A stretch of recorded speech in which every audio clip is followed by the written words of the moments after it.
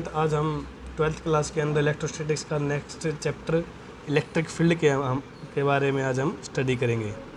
Electric field,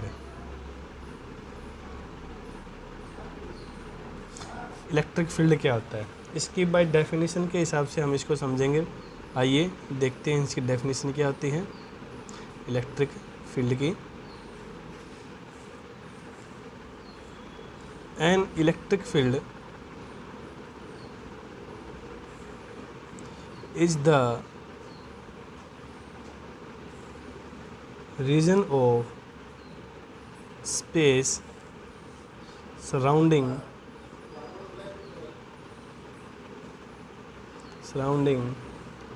electrically charged particles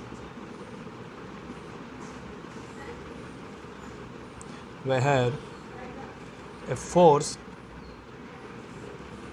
is exerted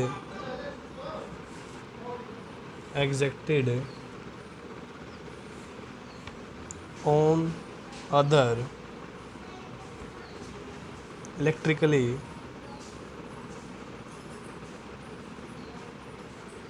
charged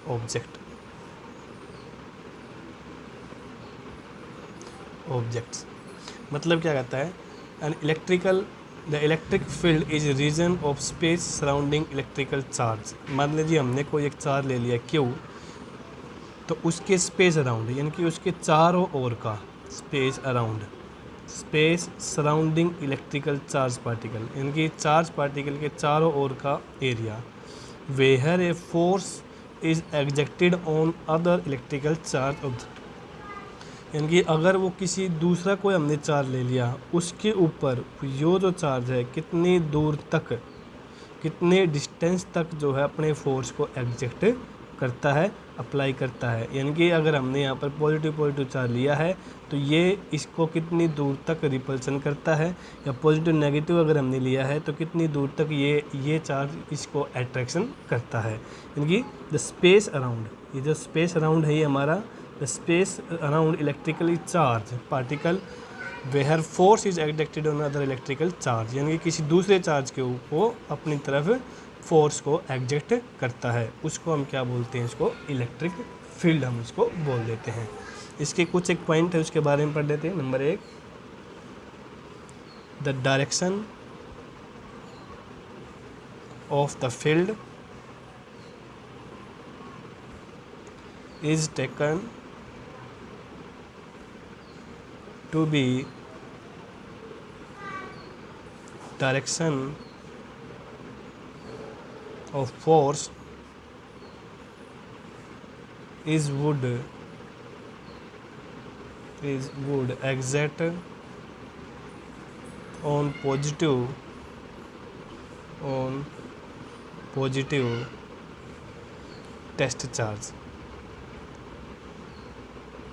मतलब the direction of a field is taken to be direction of force, जो direction electric field की होगी, मान लीजिए जिस भी चार्ज की, वो डायरेक्शन हम अगले पॉइंट में बताएंगे। जो डायरेक्शन हमारी इलेक्ट्रिक फील्ड की होगी वही डायरेक्शन हमारी क्या होगी, फोर्स की भी होगी। यानी कि जो डायरेक्शन हमारी इलेक्ट्रिक फील्ड की होगी वही डायरेक्शन हमारी फोर्स की भी होगी, किसी भी अनदर चार्ज के ऊपर या टेस्ट चार्ज के ऊपर अप्लाई होगी। Number 2 point, the electric field is radially outward from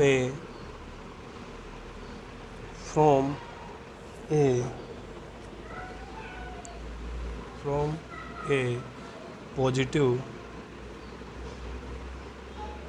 charge and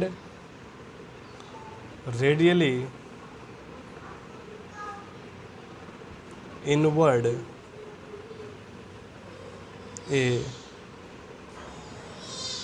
negative charge।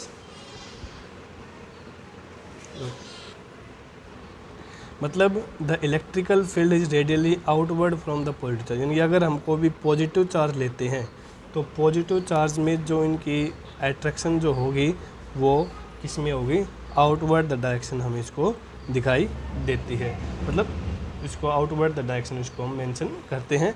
और नेगेटिव जो चार्ज होगा, नेगेटिव चार्ज जो है उसकी हम करते हैं इनवर्डली, मतलब इसकी जो डायरेक्शन जो है हम अंदर की तरफ इसको मेंशन करते हैं। यानी कि आप सभी ने देखा होगा, अगर मान लीजिए हम किसी भी मैग्नेट वगैरह को लेते हैं वहाँ तो मैग्नेटिक फील्ड होगा, लेकिन यहाँ पर हमारे इलेक्ट्रिक फील्ड के बारे में जिक्र कर रहे हैं।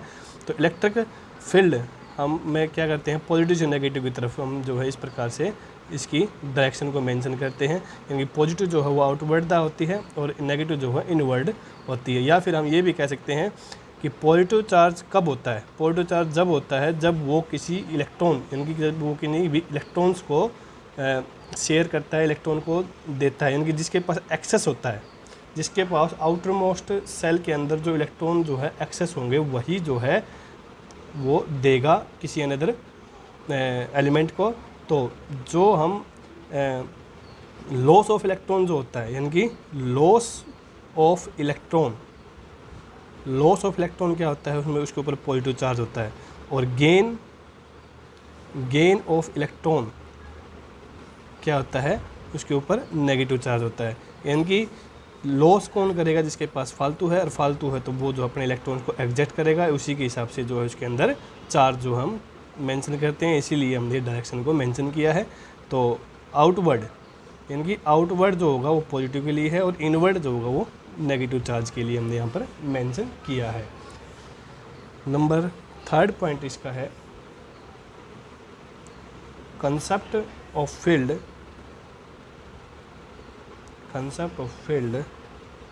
was introduced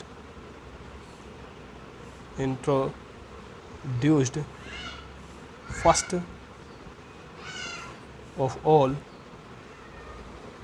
of all by Faraday।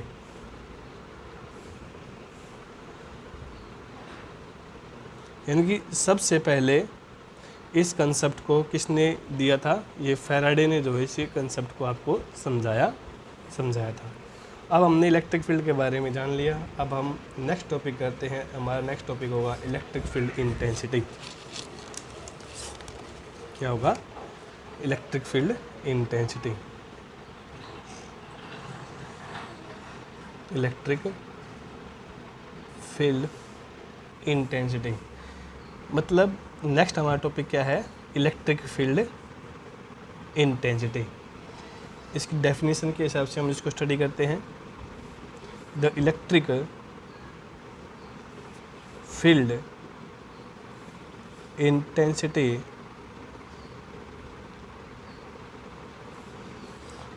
At any point is the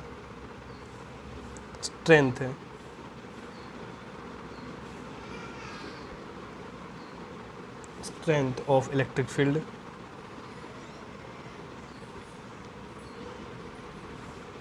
at that point it is defined as the force experienced by unit positive charge placed at that point.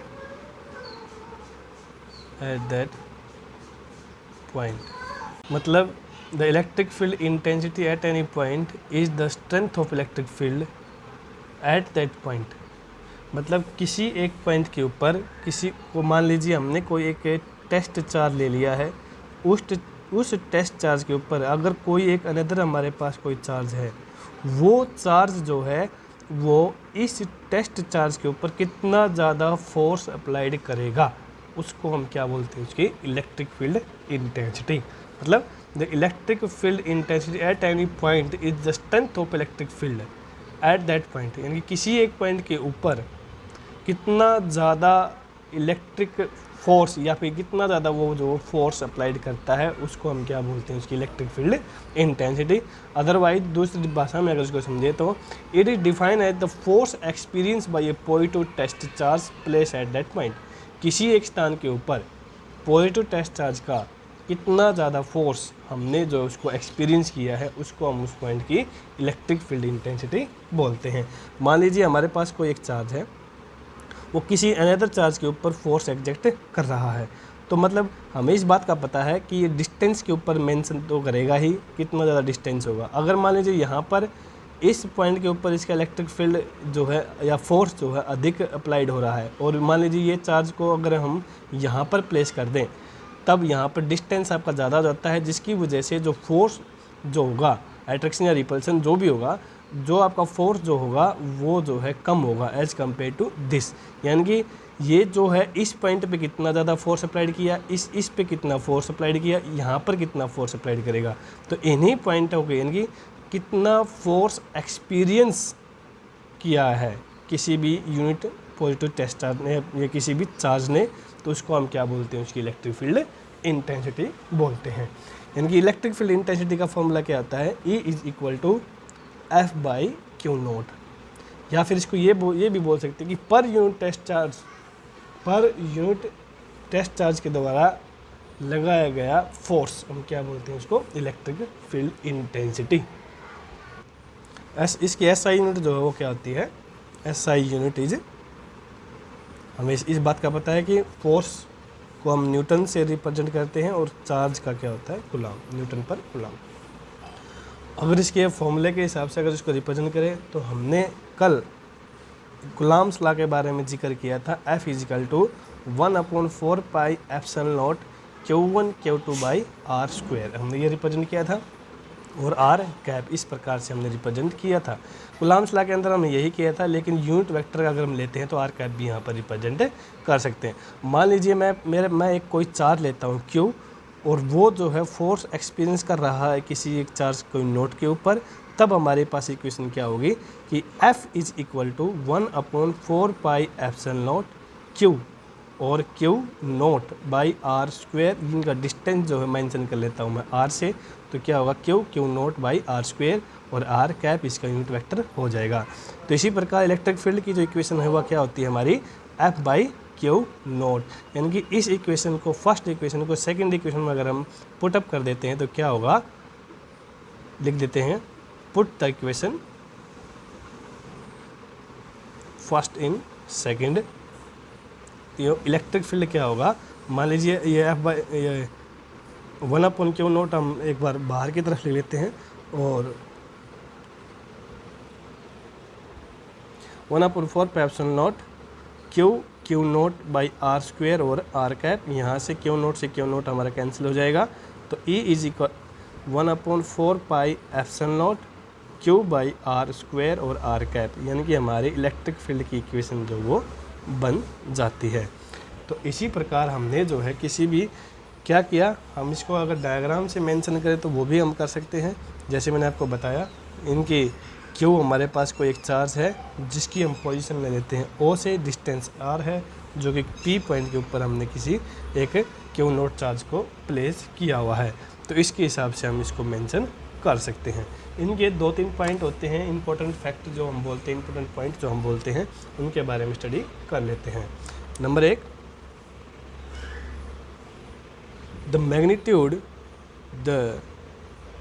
Magnitude of electric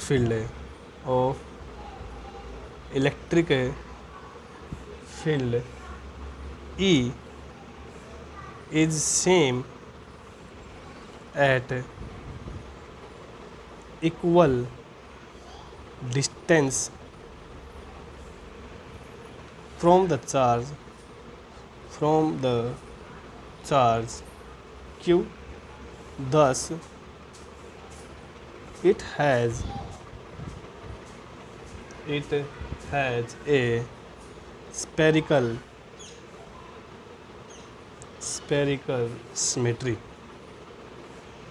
spherical symmetry. मतलब इस point के द्वारा क्या बताया कि मान लीजिए हमारे पास कोई एक चार्ज है, किसी ये जो है फोर्स एग्जर्ट करेगा किसी अनदर चार्ज के ऊपर, तो इसका जो इलेक्ट्रिक फील्ड जो होगा इस पॉइंट के ऊपर क्या होगा, वो इस पॉइंट के ऊपर हमेशा ही सेम रहेगा।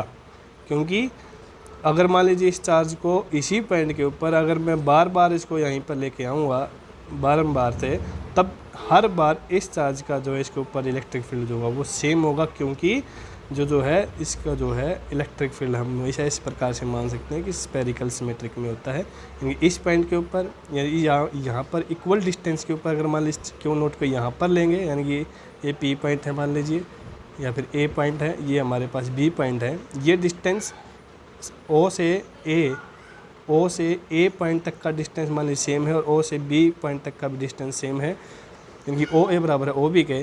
तो ये यहाँ पर जितना फोर्स एग्जेक्टिंग होगा वहीं उतना ही फोर्स यहाँ पर भी फोर्स एग्जेक्ट होगा। सेम वे यहाँ पर मान लीजिए सी पॉइंट ले लेते हैं ओ और सी, तो यहाँ पर भी क्यू नोट के ऊपर फोर्स सेम एग्जेक्ट होगा क्योंकि ये स्पेरिकल सिमेट्रिक में होता है। यानी एवरी इन पॉइंट के ऊपर सेम डिस्टेंस होना चाहिए, बट एवरी इन पॉइंट के ऊपर जो है ये फोर्स सेम अप्लाइड होगा क्योंकि स्पेरिकल सिमेट्रिक में होता है।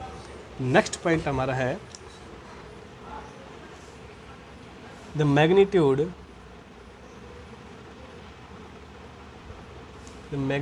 Of electric field E depend only on charge q and distance r। मतलब हमने जो चार्ज जो हमने लिया है उसके ऊपर डिपेंड करेगा कि इलेक्ट्रिक फील्ड उसका कितना होगा। मतलब हमने 2 कूलम 3 कूलम 4 कूलम कितनी क्वांटिटी का हमने चार्ज लिया है उसके हिसाब से आपका इलेक्ट्रिक फील्ड होगा। यानी कि एक तो चार्ज के ऊपर डिपेंड करेगा कि उसका इलेक्ट्रिक फील्ड कितना होगा, नंबर 2 कितना फोर्स कितनी दूर तक अप्लाइड करेगा उसके डिस्टेंस के ऊपर भी मेंशन करेगा। यानी कि यहाँ पर मान लीजिए इसका चार्ज अलग होगा, अलग फोर्स अप्लाइड करेगा, और इस पॉइंट के ऊपर जो है ए पॉइंट और बी पॉइंट के ऊपर अगर डिस्टेंस आपका डिफरेंट हो जाता है तो डिफरेंट डिस्टेंस होने के कारण उनका जो फोर्स एग्जेक्टिंग जो होगी वो अभी इसकी डिफरेंट हो जाएगी। यानी कि डिस्टेंस और चार्ज के ऊपर डिपेंड करता है इलेक्ट्रिक फील्ड। नेक्स्ट हमारा पॉइंट आता है the test charge Q naught may have its own electric field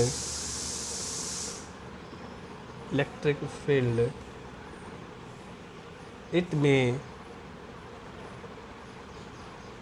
modify the electric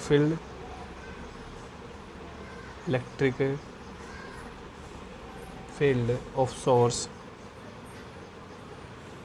charge. They are forced to minimize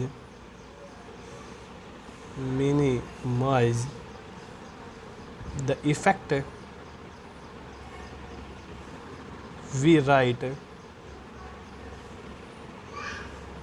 We rewrite electric field intensity at R vector as E is equal to limit Q naught is equal to is 0 F by Q। मतलब क्या बोलते हैं the test charge, यानी कि हमने जो test charge Q note से जो हमने डिफाइन किया है, the test charge Q naught may have its electric field में भी मॉडिफाई इलेक्ट्रिक फील्ड। यानी कि जो हमारे पास जो टेस्ट चार्ज होता है Q नोट उसको हमने मॉडिफाई किया है किसी भी अनदर सोर्स ऑफ चार्ज से। यानी कि हमने कोई भी चार्ज ले लिया, कोई भी पॉजिटिव चार्ज ले लिया, उसको इतनी मिनिमम क्वांटिटी के ऊपर उसको रखा है कि उसका जो फोर्स है वो ना के बराबर हो, यानी कि बहुत ही ज़्यादा कम हो, मिनिमाइज बहुत ही ज़्यादा उसका फोर्स जो है कम कर दिया गया है। ठीक है। तो उसका जो फोर्स एग्जैक्टिंग जो होगा वो बहुत ही कम हो, एज लगभग बराबर जीरो के, लेकिन जीरो नहीं होगा ये हमने मेंशन कर लेना, लेकिन बहुत ही ज़्यादा कम होगा, जो कि उसका इफ़ेक्ट जो है बहुत ही ना के बराबर जो हम उसको अप्लाई करवाते हैं। तब हमारे पास जो इक्वेशन आती है, तब हम इसको लिखते हैं limit of Q note is, arrow का निशान लगाया गया है जीरो के बराबर, यानी कि इक्वल नहीं किया है। इक्वल अगर होता है तो जीरो हो जाता है, और जीरो से अगर मल्टीप्लाई डिवाइड करेंगे तो पूरी इक्वेशन ही जीरो हो जाती है। लेकिन यहाँ पर हमने जीरो नहीं किया है, बल्कि उसको बिल्कुल मिनिमाइज किया है, कि ताकि उसका जो इफेक्ट जो हो वो ना के बराबर अप्लाई हो। तो तब हमारे पास इलेक्ट्रिक फील्ड इंटेंसिटी की इक्वेशन जो बनती है वो बनती है limit of Q not zero F by Q not, ये हमारे पास बनती है। अगर हम इसको पोजीशन के हिसाब से अगर इसको रिप्रेजेंट करें, तो मैं पूरे टॉपिक को ना करते हुए डायरेक्ट ही मैं पोजीशन की इक्वेशंस को मेंशन कर देता हूँ। मान लीजिए हम पोजीशन जब भी अप्लाई करते हैं तो कुछ इस प्रकार से हम डायग्राम बनाते हैं, ए बी, और यहाँ पर हमारे पास Q है और यहाँ पर हमारे पास Q नोट चार्ज है, ये हमारे पास R है, ये R डैश है, और इस प्रकार से हम इसको मेंशन कर लेते हैं।